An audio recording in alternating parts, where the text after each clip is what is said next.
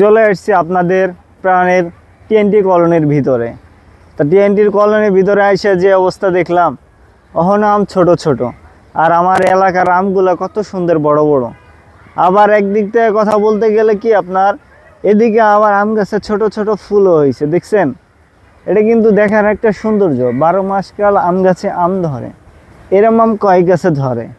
তবে আপনার আম কিছু ছোট কিছু বড় সব মাঝারো সাইজের আছে, কিছু ফুলও আছে।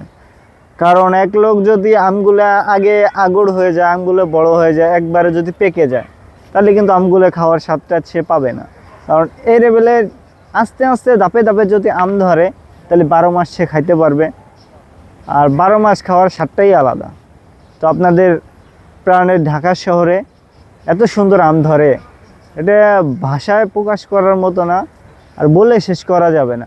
এখানে আম গাছের যে সুন্দর ভিডিও ছাড়লেই পরে।